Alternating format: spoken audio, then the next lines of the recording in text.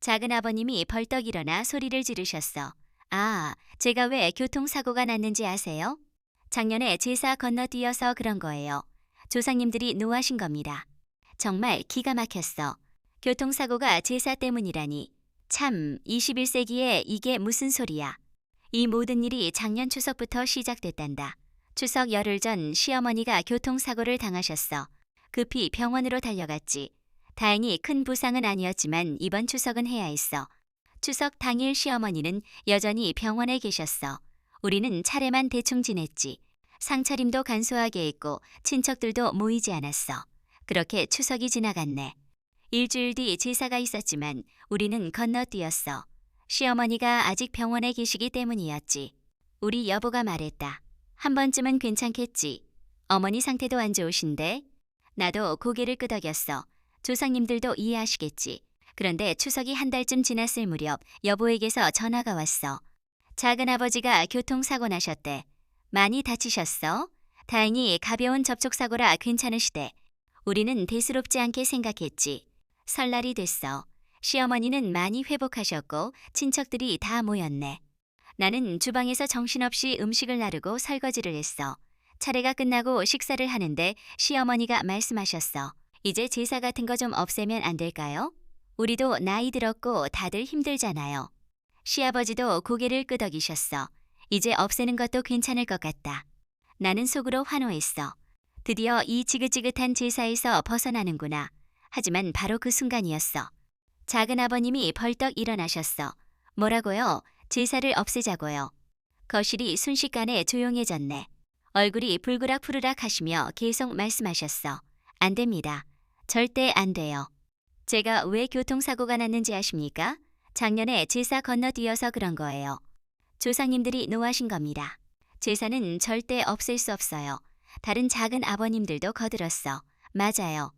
제사는 전통을 지키는 거예요. 형님도 교통사고 나셨잖아요. 다 이유가 있는 거예요. 그때 다른 작은 아버님이 갑자기 말을 끊었어. 나도 사실 그때 꿈을 꿨어요. 모두의 시선이 그분에게 쏠렸네. 제사 안 지내고 며칠 안 돼서 아버님이 꿈에 나오셨어요. 하얀 옷 입고 상 앞에 앉으셔서는 아무것도 없다고 먹을 게 없다고 화를 내셨어요. 노하셨다는 게 딱 느껴졌어요. 작은 아버님은 고개를 절레절레 흔들며 한숨을 쉬셨어. 그때부터 불안했어요. 결국 교통사고까지 났잖아요. 그게 다 조상님이 보내신 신호예요. 무시했으니 사고 난 거 아니에요? 순간 거실 공기가 무겁게 내려앉았어. 누구도 웃지 않았네. 시어머니는 짧게 한숨을 쉬시며 고개를 저으셨어.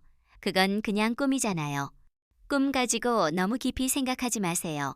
꿈은 꿈일 뿐이에요. 작은 아버님들은 서로 고개 내저으며 아니라고 했어. 형수님, 그게 그냥 꿈이 아니에요.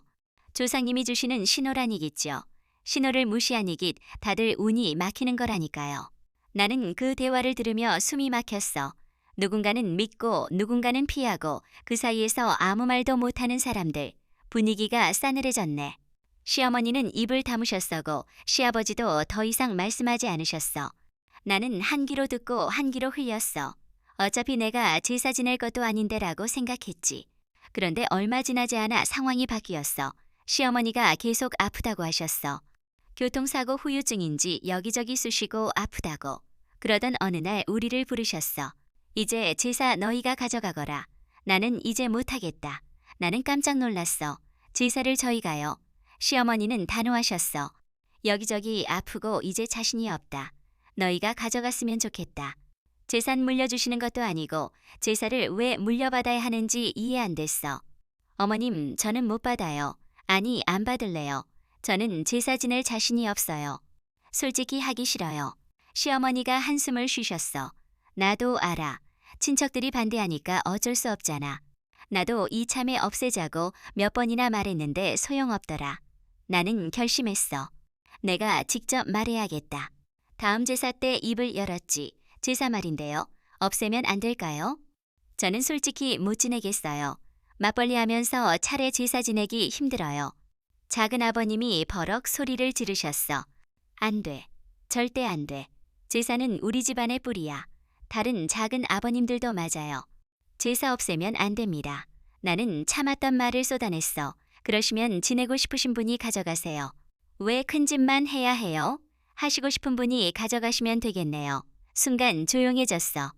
아무도 나서지 않았네. 다시 말했어. 보세요. 아무도 안 가져가시잖아요. 아무도 안 하실 거면 없애야죠. 작은 아버님이 소리쳤어. 그래도 안 돼. 제사는 큰 집에서 지내야 해. 전통이 그래. 나는 화가 치밀었어. 전통이요? 언제부터 전통 따지셨어요? 그러면 갓 쓰고 한복 입고 다니셔야 되는 거 아니에요?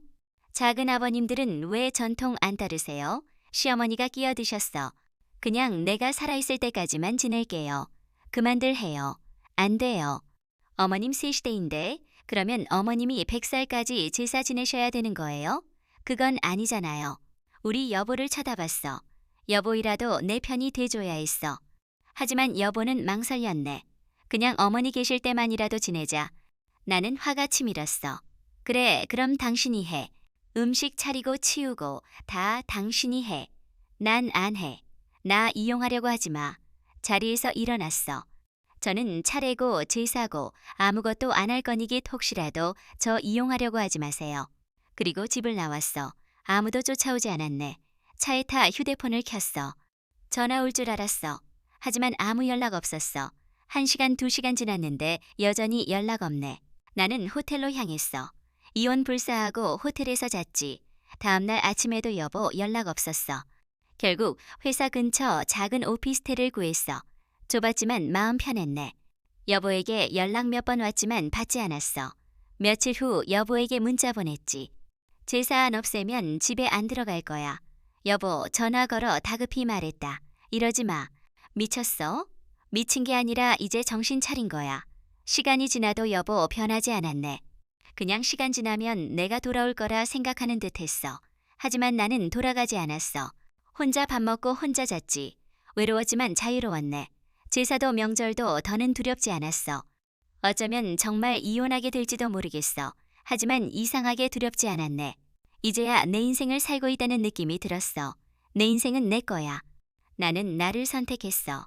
참, 이 이야기를 다시 떠올리니 그때의 결의가 새삼 느껴지네. 작은 아버님이 벌떡 일어나 소리를 지르셨어. 왜 교통사고가 났는지 아세요? 작년에 제사 건너뛰어서 그런 거예요. 조상님들이 노하신 겁니다. 글쎄 기가 막혔어. 교통사고가 제사 때문이라니. 21세기에 이게 무슨 소리인가. 이 모든 일이 작년 추석부터 시작됐단다. 추석 열흘 전 시어머니가 교통사고를 당하셨어. 급히 병원으로 달려갔지. 다행히 큰 부상은 아니었지만 이번 추석은 해야 했어. 추석 당일 시어머니는 여전히 병원에 계셨어. 우리는 차례만 대충 지냈지. 상차림도 간소하게 했고 친척들도 모이지 않았어. 그렇게 추석이 지나갔네. 일주일 뒤 제사가 있었지만 우리는 건너뛰었어. 시어머니가 아직 병원에 계시기 때문이었지. 우리 여보가 말했다. 한 번쯤은 괜찮겠지? 어머니 상태도 안 좋으신데. 나도 고개를 끄덕였어. 조상님들도 이해하시겠지. 그런데 추석이 한 달쯤 지났을 무렵 여보에게서 전화가 왔어. 작은아버지가 교통사고 나셨대. 많이 다치셨어. 다행히 가벼운 접촉사고라 괜찮으시대. 우리는 대수롭지 않게 생각했지. 설날이 됐어. 시어머니는 많이 회복하셨고 친척들이 다 모였네. 나는 주방에서 정신없이 음식을 나르고 설거지를 했어. 차례가 끝나고 식사를 하는데 시어머니가 말씀하셨어. 이제 제사 같은 거 좀 없애면 안 될까요? 우리도 나이 들었고 다들 힘들잖아요. 시아버지도 고개를 끄덕이셨어. 이제 없애는 것도 괜찮을 것 같다. 나는 속으로 환호했어. 드디어 이 지긋지긋한 제사에서 벗어나는구나. 하지만 바로 그 순간이었어. 작은 아버님이 벌떡 일어나셨어. 뭐라고요? 제사를 없애자고요. 거실이 순식간에 조용해졌네. 얼굴이 불그락푸르락 하시며 계속 말씀하셨어. 안 됩니다. 절대 안 돼요. 제가 왜 교통사고가 났는지 아십니까? 작년에 제사 건너뛰어서 그런 거예요. 조상님들이 노하신 겁니다. 제사는 절대 없앨 수 없어요. 다른 작은 아버님들도 거들었어. 맞아요. 제사는 전통을 지키는 거예요. 형님도 교통사고 나셨잖아요. 다 이유가 있는 거예요. 그때 다른 작은 아버님이 갑자기 말을 끊었어. 나도 사실 그때 꿈을 꿨어요. 모두의 시선이 그분에게 쏠렸네. 제사 안 지내고 며칠 안 돼서 아버님이 꿈에 나오셨어요. 하얀 옷 입고 상 앞에 앉으셔서는 아무것도 없다고 먹을 게 없다고 화를 내셨어요. 노하셨다는 게 딱 느껴졌어요. 작은 아버님은 고개를 절레절레 흔들며 한숨을 쉬셨어. 그때부터 불안했어요. 결국 교통사고까지 났잖아요. 그게 다 조상님이 보내신 신호예요. 무시했으니 사고 난 거 아니에요? 순간 거실 공기가 무겁게 내려앉았어.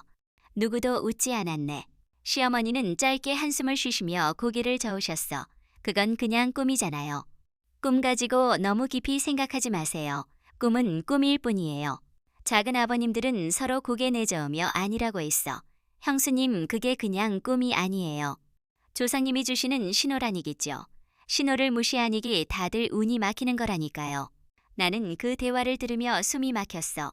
누군가는 믿고 누군가는 피하고 그 사이에서 아무 말도 못하는 사람들. 분위기가 싸늘해졌네. 시어머니는 입을 다무셨어고 시아버지도 더 이상 말씀하지 않으셨어. 나는 한 귀로 듣고 한 귀로 흘렸어. 어차피 내가 제사 지낼 것도 아닌데라고 생각했지. 그런데 얼마 지나지 않아 상황이 바뀌었어. 시어머니가 계속 아프다고 하셨어. 교통사고 후유증인지 여기저기 쑤시고 아프다고. 그러던 어느 날 우리를 부르셨어. 이제 제사 너희가 가져가거라. 나는 이제 못하겠다. 나는 깜짝 놀랐어. 제사를 저희가요. 시어머니는 단호하셨어. 여기저기 아프고 이제 자신이 없다. 너희가 가져갔으면 좋겠다.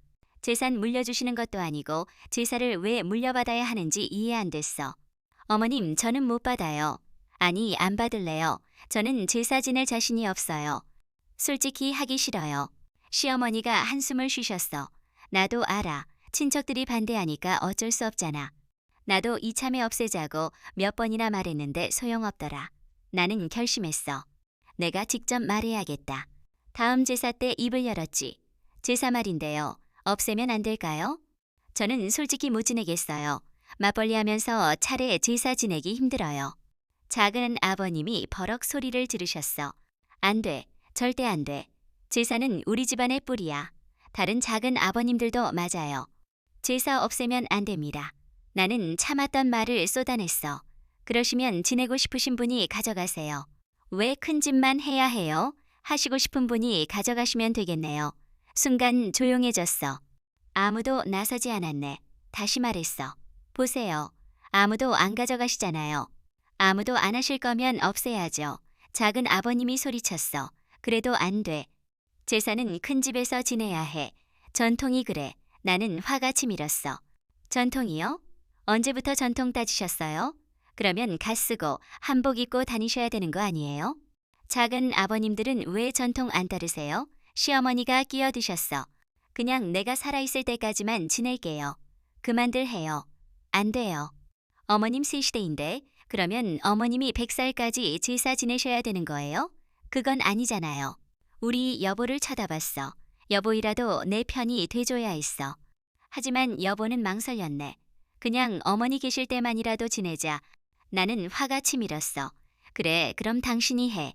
음식 차리고 치우고 다 당신이 해. 난 안 해. 나 이용하려고 하지 마. 자리에서 일어났어. 저는 차례고 제사고 아무것도 안 할 거니깃 혹시라도 저 이용하려고 하지 마세요. 그리고 집을 나왔어. 아무도 쫓아오지 않았네. 차에 타 휴대폰을 켰어. 전화 올 줄 알았어. 하지만 아무 연락 없었어. 1시간, 2시간 지났는데 여전히 연락 없네. 나는 호텔로 향했어. 이혼 불사하고 호텔에서 잤지. 다음날 아침에도 여보 연락 없었어. 결국 회사 근처 작은 오피스텔을 구했어. 좁았지만 마음 편했네. 여보에게 연락 몇 번 왔지만 받지 않았어. 며칠 후 여보에게 문자 보냈지. 제사 안 없애면 집에 안 들어갈 거야. 여보, 전화 걸어 다급히 말했다. 이러지 마. 미쳤어?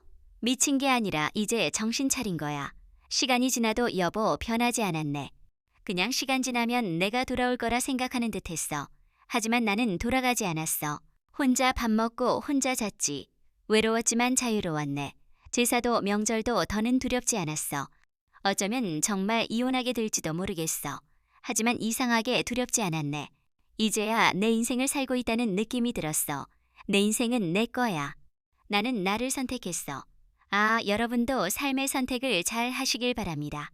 참, 건강 챙기시고 행복하세요.